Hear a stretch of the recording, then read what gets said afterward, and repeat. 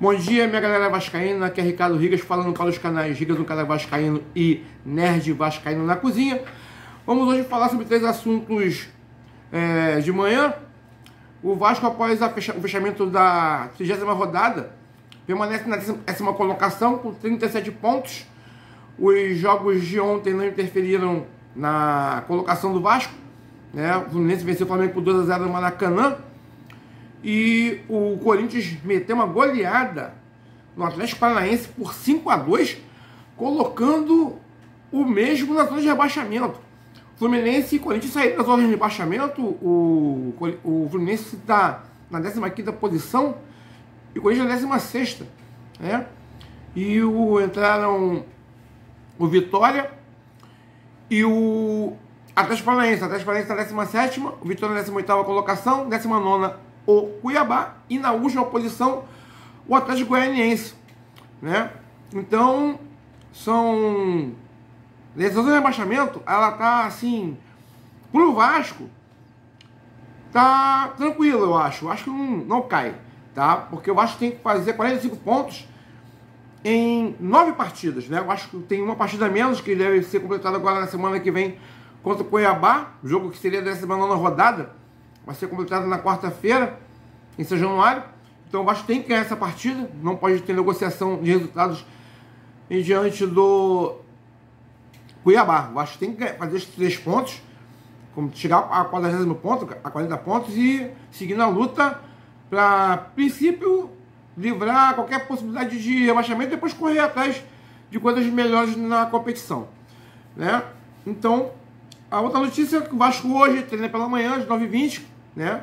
Vai ser um treino aberto pela torcida, né? Como já tinha sido falado durante a semana. Eu só não sei se seria um bom momento para abrir um treino para a torcida diante dos resultados pífios. O Vasco não vence há 8 jogos, né? E tomou uma goleada de 3-0 do São Paulo com um posicionamento no jogo simplesmente ridículo. Entendeu? Você via visivelmente que o time não queria jogar, não queria correr, não estava competindo, né? Assim como foi contra o Juventude o jogo anterior, né, do São Paulo pelo Brasileiro. Então, eu sinto que esse treino aberto hoje ele vai ser, se para incentivo, teria que amanhã o time entrar com faca nos dentes, entrar, entendeu? Com uma determinação, com uma disposição, com uma garra que não tenho visto nos últimos jogos. Entendeu? Porque eu acho que dos 4 times é que tem um elenco mais fraco. Vamos ser sinceros e francos aqui. O time não está aqui para passar pano. A janela do Vasco foi muito subaproveitada. O Vasco contratou um zagueiro. Dizer que os problemas do Vasco são na zaga, são na defesa. Entendendo? Nós não temos um zagueiro de confiança. O João Vitor, no último jogo, deu um bote terrível no jogador de 39 anos, cara. Praticamente, o Lucas Moura é um jogador que, pô, é jogador. Ele deu um bote nele errado lá na intermediária do São Paulo, sem necessidade nenhuma. Ele poderia jogar até a posição, sabe? Então, quando não é o Léo Pelé, é o Maicon que é lento. Quando não é nenhum dos dois, é o João Vitor que entrega. Quando não é o Lucas Piton, que a lateral esquerda é uma avenida. Entendeu? O melhor jogador na zaga é o Paulo Henrique, que tem tido atuações consistentes, tanto na marcação quanto no apoio, sabe? O vigor físico do Paulo Henrique é assim, algo de surpreendente, assim, algo fantástico, sabe? Então é o melhor jogador da defesa disparado. Ele é o Léo Jardim, né? O Léo Jardim, o que tomou um frango do primeiro gol. Olha, gente, eu eximo completamente o Léo Jardim. Ele pode, na boa, ele pode tomar até uns 10 frangos daqui até o final do campeonato. Porque ele não é o culpado. Ele já salvou o Vasco de várias derrotas. Salvou o Vasco de várias goleadas. Salvou o Vasco nas fases anteriores da Copa do Brasil. Tá? O jogo contra o Atlético, não, primeira semifinal, se não é ele, o Vasco teria saído com um resultado acachapante lá de Minas, praticamente com o Atlético Mineiro classificado para as finais. Entendeu? Então, o Léo Jardim, do elenco, é um jogador que você tem que eximi-lo de qualquer culpa. Tá? Ele é um dos responsáveis pelo menos pela campanha não tão ruim do Vasco durante o ano. Ele tem jogado muito bem.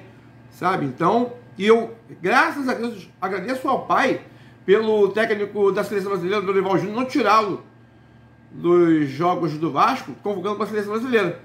Entendeu? Deixa o Everton ir, deixa o Alisson, deixa o Ederson, Bento, qualquer goleiro, deixa o Léo Jardim quietinho no Vasco, que nós sabemos o valor dele. Tá certo?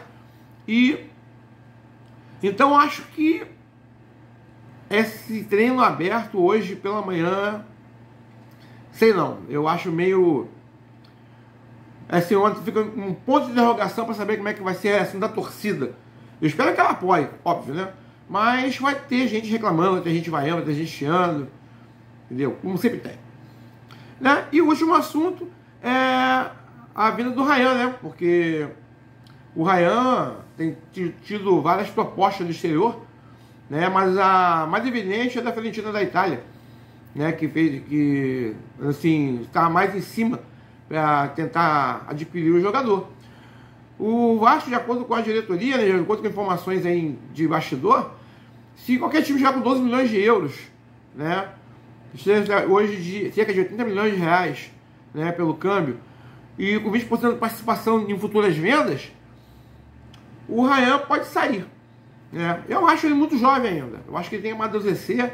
Eu acho que o Vasco, se tem um projeto de disputar títulos a médio prazo, ele tem que manter os jogadores da base que sejam promissores, mantê-los no time e contratar jogadores de ponta, jogadores pontuais, mas que tenham qualidade indiscutível para fazer parte do time titular e você mesclar. Aí você coloca jogadores, como foi feito no 97, quando o Vasco ganhou o título brasileiro, né, com o nosso querido professor Antônio Lopes, né? Para mim, o maior treinador da história do Vasco da Gama, sem dúvida nenhuma. Não tem treinador tão vitorioso quanto o nosso querido delegado, Antônio Lopes, que hoje é aposentado. Né? E, então, ele mesclou em 97. Ele trouxe Ramon, trouxe Edmundo, tinha Evair, se tinha Paulo Galvão na defesa, entendeu? Mas ele colocou Felipe, ele colocou Pedrinho, apareceu o Juninho, entendeu? Então, ele mesclou jovens promissores e o time foi campeão brasileiro. Então você tem essa fórmula, é uma fórmula que ela é antiga, mas é uma fórmula muito interessante que vários treinadores no mundo inteiro fazem isso. O próprio Pep Guardiola faz isso no Manchester City, ele sempre coloca jogadores jovens com jogadores já experimentados, né? Então, o Pep Guardiola para mim é um bom exemplo, ele sempre aproveita agora, contrata jogadores novos, jogadores jovens para o Manchester City e mescla com esses jogadores experientes, como o De Bruyne, como os Stones na defesa, como você tem o Kyle Walker. Então ele tem uma base, uma espinha dorsal de jogadores experientes e ele vai colocando jogadores jovens ali para completar o corpo. Então, como foi feito com o Antônio Lopes fez em 97, no título brasileiro, foi a mesma coisa. Então, o Vasco tem que preservar seus jogadores mais promissores da base e trazer jogadores pontuais, mas que tenham excelência técnica, que tenham experiência de jogo para passar para essa molecada o que funciona e o que não funciona.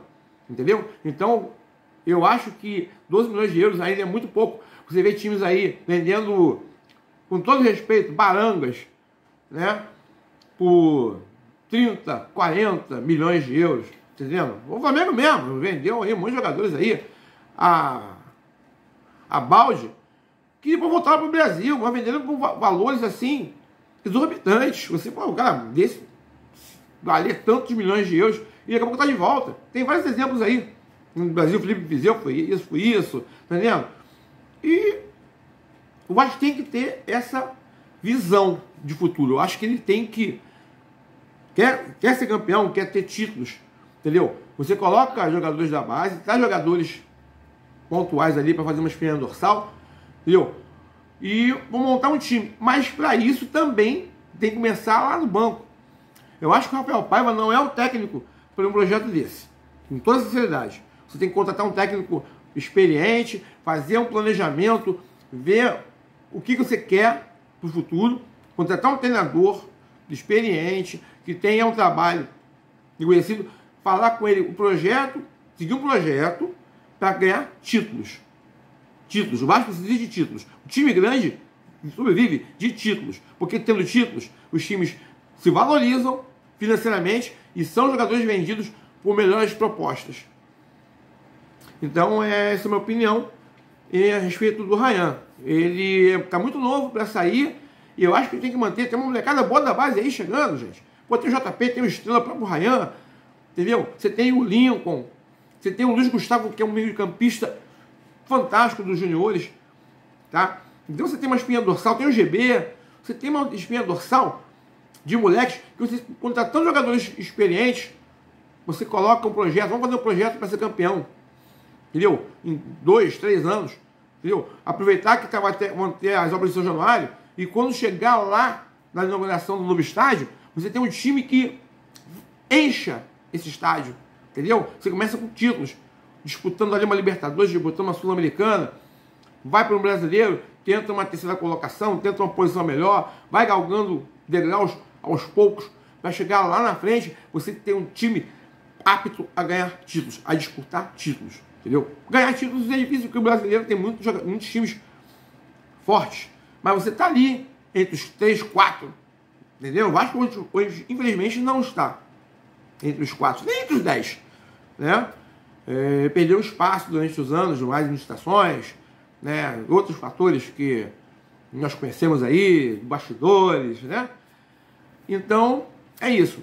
Na minha humilde opinião, mantenha a base dos moleques aí, mantenha essa molecada, traz jogadores pontuais para poder comandar esse time, botar uma zaga, botar um lateral, meio campistas defensivos, ofensivos, e atacantes interessantes, para você montar uma espinha dorsal e botar essa molecada aos poucos para completar ali o corpo e seguir para tentar títulos. Eu sou Ricardo Rigas, falando para os canais Rigas do Canal Vascaíno e Nerd Vascaíno na Cozinha. Desejo a todos uma boa sexta-feira.